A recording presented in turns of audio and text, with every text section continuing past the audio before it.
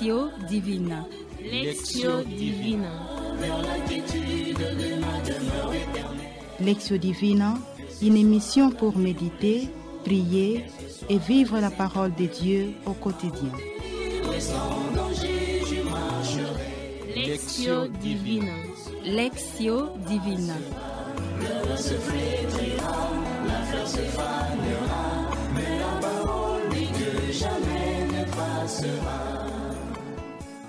Estimés auditeurs et auditrices, à tous ceux qui nous suivent de partout, aux amis fidèles de l'émission Lectio Divina, bonsoir. Nous sommes très heureux de nous retrouver une fois de plus à travers la voix des ondes et autour de la parole de Dieu afin de prier cette parole. D'emblée, nous vous signalons déjà que nous allons vivre notre Lectio au rythme de la fête du baptême de notre Seigneur Jésus-Christ. L'évangile nous proposé en cette fête est extrait de Luc 3, 15 à 16, puis de 21 à 22. Aussi, sachez que ce moment de Lectio se vit avec les jeunes, filles comme garçons. Leur présence s'avère indispensable puisqu'ils nous aideront pour une animation meilleure. Au micro, vous suivez Omer Diela, missionnaire de Saint-Paul, qu'il plaise également à ces jeunes filles comme garçons qui sont avec moi au studio de nous dire leur nom en guise de présentation. Je suis Adeline Boita, postulante de filles de Saint-Paul. Je suis le frère Laurent Isengo Kitambo de l'ordre des frères mineurs capucins. Hervé Ngoy, missionnaire de Saint-Paul. Je suis Garane Larissa, postulante des filles de Saint-Paul. Je suis frère Félix Ndoveni Pella de l'ordre des frères mineurs capucins.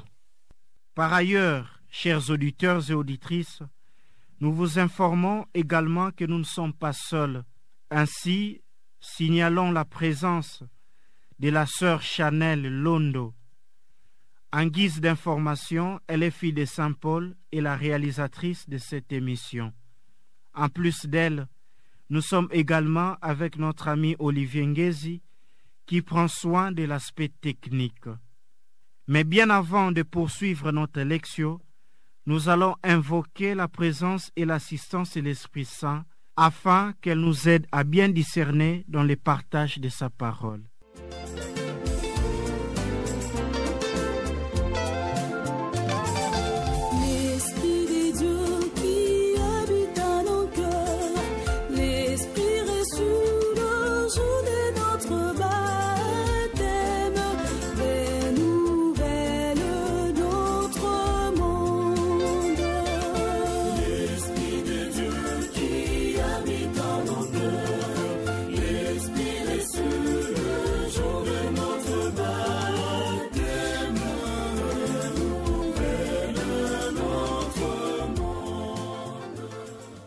Aimables jeunes et chers auditeurs, comme nous l'avions dit au début, nous célébrons le baptême du Seigneur. Et si le baptême, en plus de nous introduire dans la famille des enfants de Dieu, nous purifie de notre péché originel, très vite la question qui saute à nos yeux serait de savoir pourquoi Jésus, lui qui est sans péché, accepte-t-il le baptême?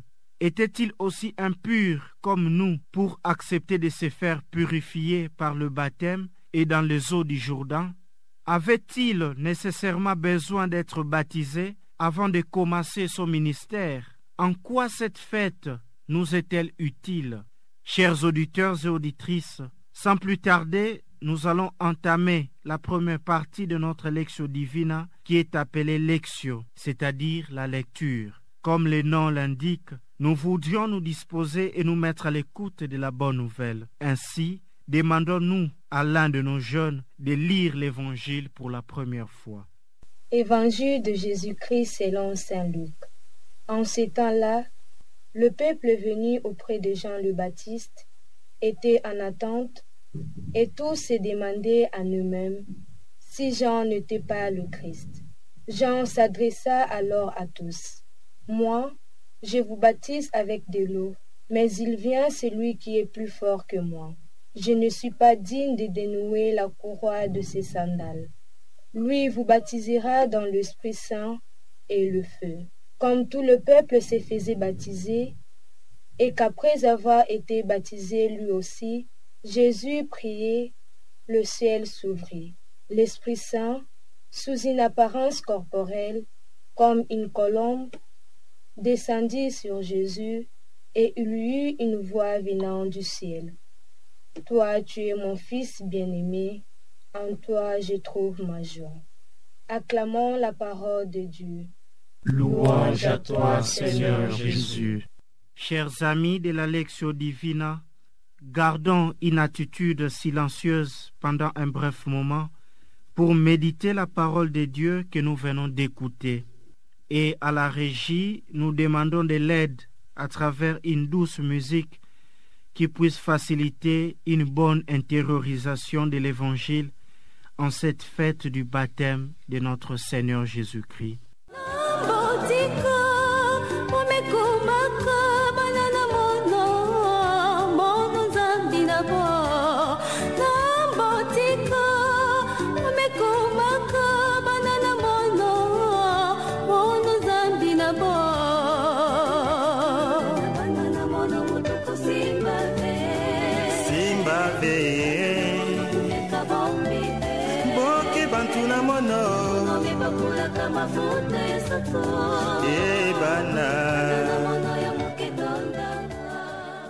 À l'instant, nous demandons à chaque participant de lire le passage de l'Évangile qui les touche le plus et à partir duquel s'orientera son partage ainsi que sa prière tout au long de notre méditation.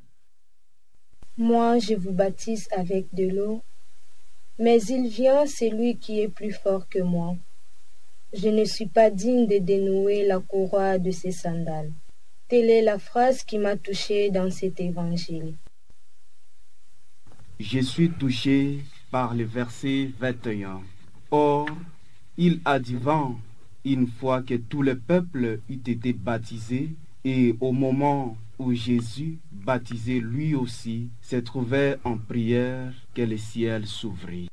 Comme tout le peuple se faisait baptiser, et qu'après avoir été baptisé lui aussi, Jésus priait, le ciel s'ouvrit. Luc 3, 21.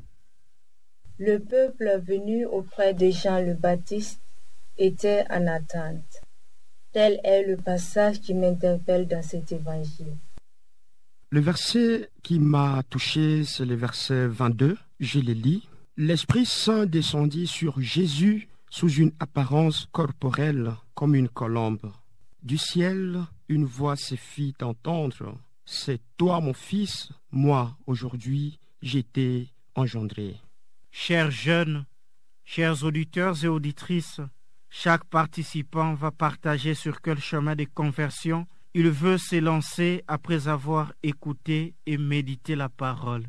Le baptême de Jésus se situe exactement au début de sa mission. Voilà pourquoi j'ai rappelé l'un des objectifs des écrits de Saint Luc, objectif missionnaire. Alors nous le savons, lors de son baptême, Jésus reçut les dons de l'Esprit Saint et Jésus va en mission. Et l'Esprit qu'il a reçu va l'accompagner tout au long de sa mission. Il y a un point décisif qui nous exprime pendant le baptême de Jésus au Jourdain, c'est-à-dire apparition de la très sainte Trinité, la voix du Père qui parle et l'Esprit qui descend comme une colombe venir sur Jésus, la force de la Trinité. L'Esprit Saint qui descend nous apporte un enseignement important, l'attitude intérieure. C'est là notre force pour aller en mission, c'est là notre force pour aller en apostolat. Les baptêmes, pour nous chrétiens, c'est l'insertion dans l'Église.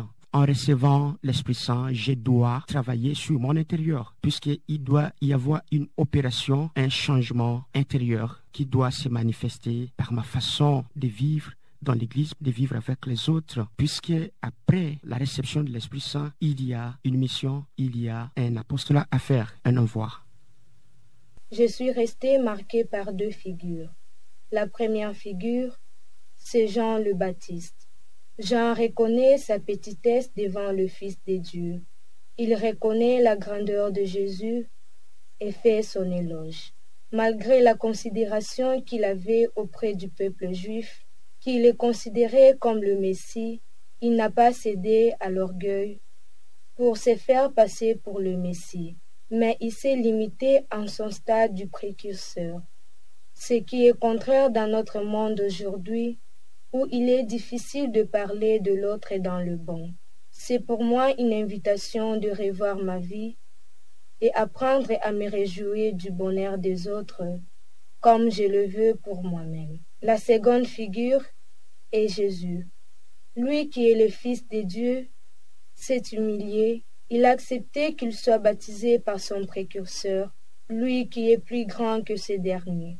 Il a mis sa divinité de côté, il s'est abaissé. Il est pour moi un modèle d'humilité et me rappelle cette pensée extraite du livre des Proverbes. L'arrogance précède la chute, tandis que l'humilité précède la gloire. Le baptême du Christ m'invite à revoir le sens de mon baptême et de ma vie en tant que baptisé.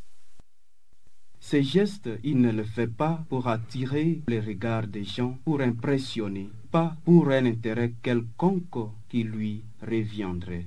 Mais il fait ça par amour, par solidarité, par compassion, pour libérer, pour sauver ce peuple qui est condamné à mourir à cause du péché. Dans le quotidien, en tant que disciple du Christ, face aux offenses de mes frères et sœurs, la première attitude, c'est la vengeance.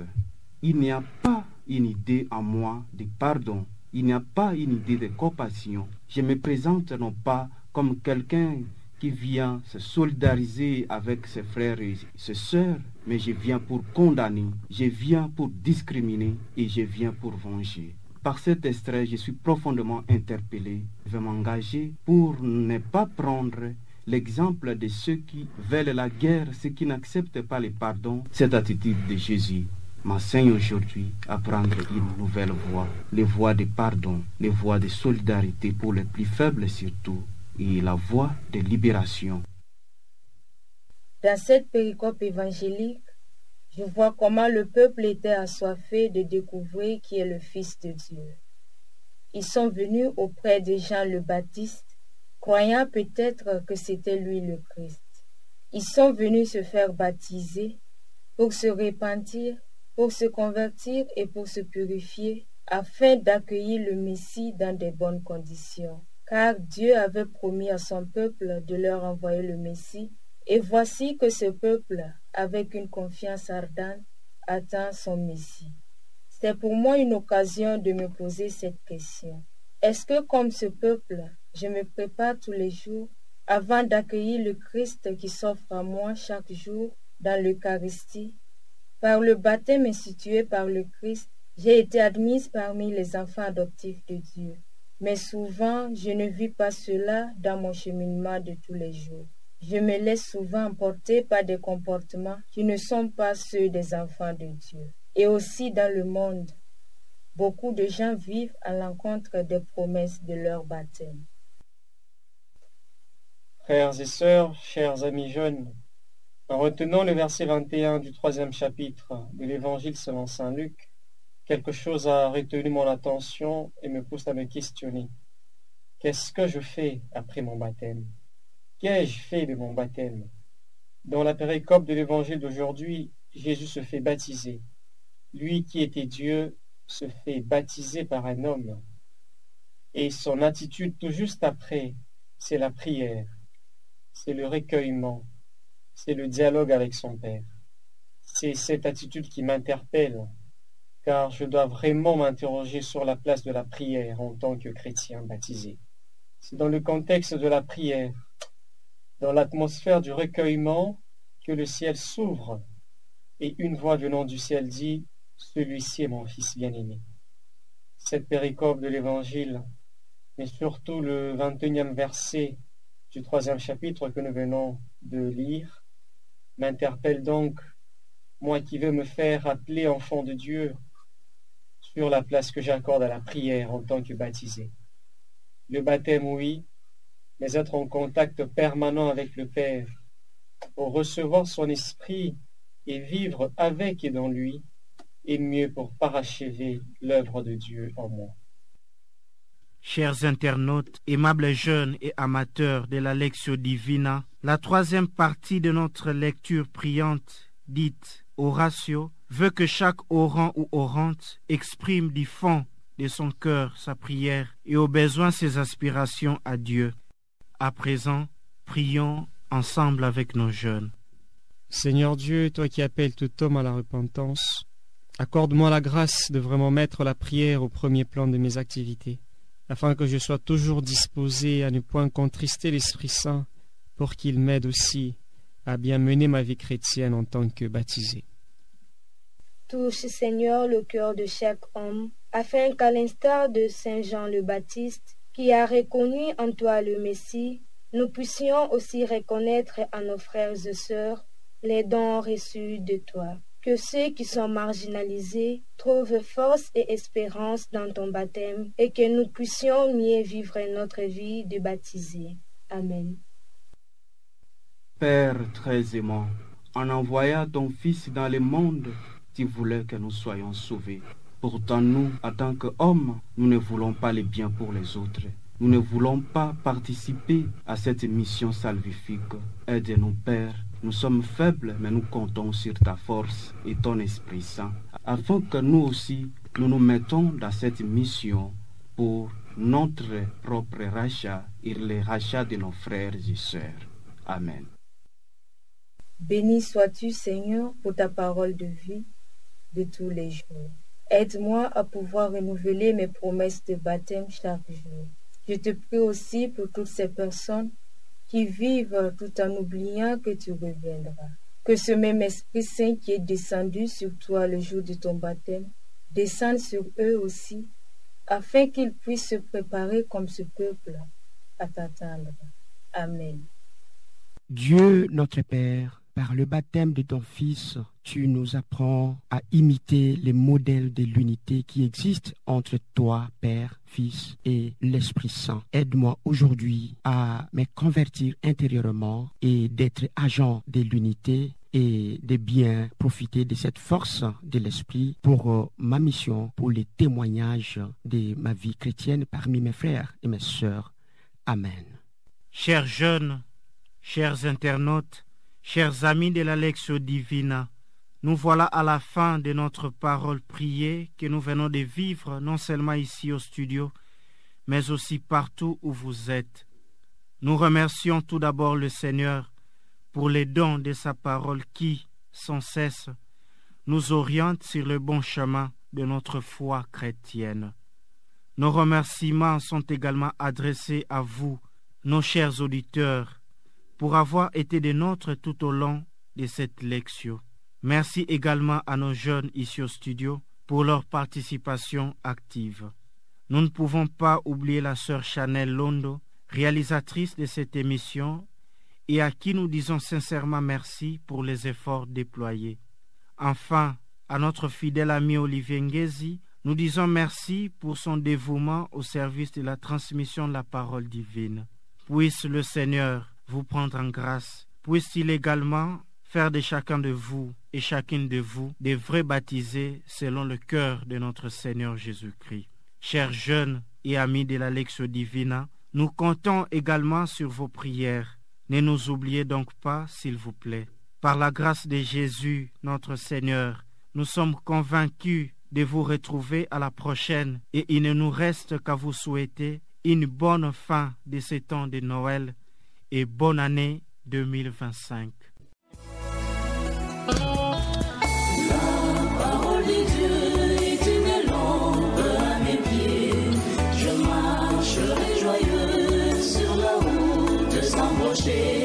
Lectio Divina. Lectio Divina. Lectio Divina, une émission pour méditer, prier et vivre la parole de Dieu au quotidien.